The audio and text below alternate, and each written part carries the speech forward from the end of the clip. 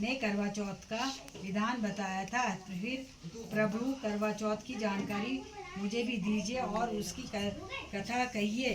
तब कृष्ण ने एक पल सोचने के बाद कहा, दुख सुख तो सांसारिक माना जाता है, प्राणी उसमें सदा ही लिप्त रहता है। मैं तुम्हें अति उत्तम करवा चौथ व्रत की कथा सुनाता हूँ, इससे ध्यान से सुनो। प्राचीन काल में गुणी विद्वान धर्मात्मा एक ब्राह्मण रहता था। चतुर्थी का व्रत किया, किंतु चंद्रोदय से पूर्व ही उसे क्षुधा से बाध्य कर दिया। इससे उससे स्नेही भाइयों ने छल लिया। छल से पीपल की आड़ में कृत्रिम चंद्रमा बनाकर दिखा दिया। लड़की ने अर्घ देकर भोजन कर लिया।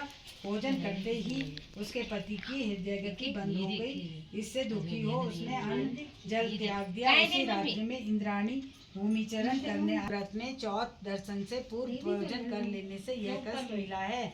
तब उस लड़की ने अंजलि बांधकर विनय की कि इससे मुक्त होने का कोई उपाय बताइए।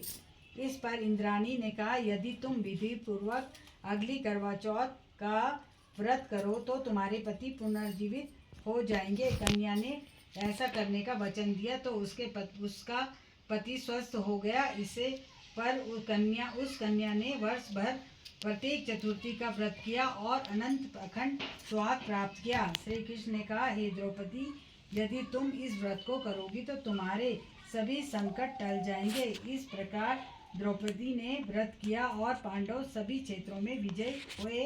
इस प्रकार सौभाग्य पुत्र पौत्रादि और धन धान्य की इच्छुक स्त्रियों को यह व्रत विधि पूर्वक करना चाहिए। इस व्रत में भगवान शंकर की आरती की जाती है। बोलो करवा माता की जय।